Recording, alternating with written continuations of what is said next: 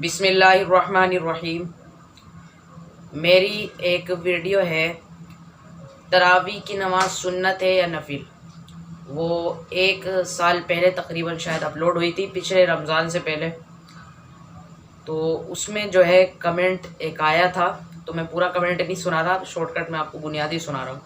اس میں ان کا کمنٹ آیا ایک بھائی کا کہ جو ہے تراویح کی نماز، میں نے بتایا تھا نا اس ویڈیو میں کہ تراویح کی نماز سنت مؤکدہ ہے، مرد عورت دونوں کے لیے سنت مؤکدہ ہے تراویح کی نماز۔ لیکن اس میں کمنٹ آیا کہ تراویح کی نماز نفل عبادت ہے، اور یہ جو فرض نماز ہے، فرض نماز کو چھوڑ کے باقی ساری جتنی بھی نمازیں وہ نفل ہے، ٹھیک ہے۔ انہوں نے کہا کہ نفل نمازیں ہیں، یہ سمجھ لیا تو آپ نے تو بہتر ہے۔ تو اس میں کچھ اس طریقے سے کمنٹ تھا کہ بھائی ساری نماز جو ہے یہ نفل ہے، اور تراویح کی بھی نماز نفل ہے، فرض سنت مؤکدہ نہیں ہے۔ تو دیکھیں، میں ان بھائیوں سے کہنا چاہتا ہوں جو سمجھ نہیں رہے کہ بھائی تراویح کی نماز، اس پہ ایسے کمنٹ اور بھی آئے ہوئے ہیں جو تراویح کی نماز کو سنت مؤکدہ نہیں مانتے۔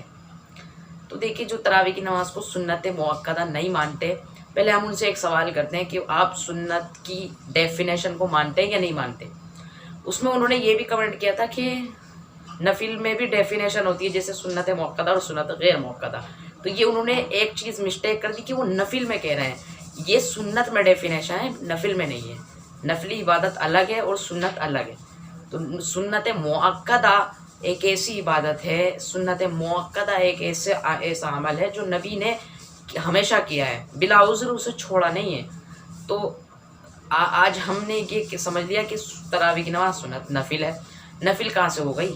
نفل تو ہے ہی نہیں۔ سنت مؤکدہ ایک ایسا عمل ہے، میں نے بتایا اس کو بلا عذر چھوڑنا یہ گناہ ہے۔ تو اگر آپ تراویح کی نماز کو بلا عذر بلا شرعی عذر چھوڑیں گے تو یہ گناہ ہے۔ تو تراویح کی نماز مرد اور عورت دونوں کے لیے سنت مؤکدہ ہے۔ تو ہم ان سے یہ سوال کرتے ہیں جو تراویح کی نماز کو نفل مانتے ہیں کہ بھئی آپ سنت کو مانتے بھی یا نہیں مانتے۔ سنت کی 2 ڈیفینیشن ہوتی ہیں، ایک سنت مؤکدہ اور ایک سنت غیر مؤکدہ۔ یہ 2 قسم سنت کی ہوتی ہے، یہ نفل کی نہیں ہوتی، یہ سنت کی ہوتی ہے۔ سنت میں نفل کی بات کریں گے تو نفل تو ہے ہی نہیں بھائی، نفل تو پڑھ لو گے ثواب ہے، یعنی نفل کی فضیلت یہ ہے کہ بھائی نفل میں پڑھنے میں ثواب ہوتے۔ تو نفل میں جیسے تہجد کے نفل بھی ہیں، تہجد کی نماز سنت اس لحاظ سے ہے کہ نبی نے پڑھی ہے، لیکن نفل اس لحاظ سے کہ فرض واجب نہیں ہے۔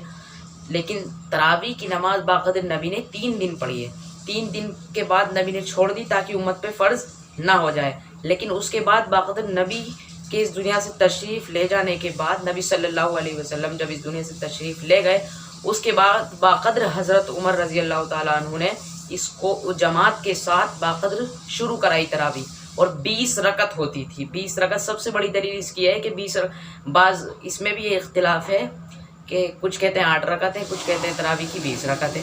تو یہ اختلاف اپنی جگہ ہے، ابھی ہم سنت کی بات کر رہے ہیں۔ اختلاف یہ بھی ہے کہ 20 سے 8 ہے، تو بھائی 20 رکعت ہیں، کیونکہ ہر جگہ آپ دیکھ لیں، ہر جگہ 20 ہی رکعت ہو رہی ہے۔ اب آپ کہیں گے سعودی میں 10 بھی ہو رہی ہیں، تو بھائی یہ الگ اختلاف ہو گیا۔ ابھی ہم بات کر رہے ہیں تراویح کی۔ تو تراویح کی نماز سنت مؤکدہ ہے۔ سنت کو اگر آپ مانتے ہیں تو آپ کو پتہ ہے کہ سنت مؤکدہ کیسا عمل ہے۔ سنت مؤکدہ ہمیں بلا عذر نہیں چھوڑنا چاہیے، ورنہ ہم گنہگار ہیں۔ تو اسی لیے سنت مؤکدہ کی پہلے ڈیفینیشن جانے۔ سنت کی 2 قسمیں ہیں، ایک سنت مؤکدہ اور ایک سنت غیر مؤکدہ۔ غیر مؤکدہ کا تو یہ ہے کہ وہ نفل کی طرح ہوتی ہیں، پڑھ لو تو ثواب ہے، نہیں پڑھیں گے تو گناہ نہیں ملے گا۔ لیکن سنت مؤکدہ کو بلا عذر چھوڑنے میں، بلا شرعی عذر چھوڑنے میں گنہگار انسان ہوگا۔ تو اس لیے تراویح کی نماز بھی سنت مؤکدہ ہے، اس کو ہمیں پڑھنی ہے، اس کو بلا عذر نہیں چھوڑنی۔ اگر کوئی شرعی عذر ہے پھر تو ہم کہیں گے کہ بھئی ہاں چھوڑ سکتے ہیں تراویح کی نماز، لیکن بغیر شرعی عذر کے اس کو چھوڑنا جائز نہیں ہے، یہ گناہ ہے۔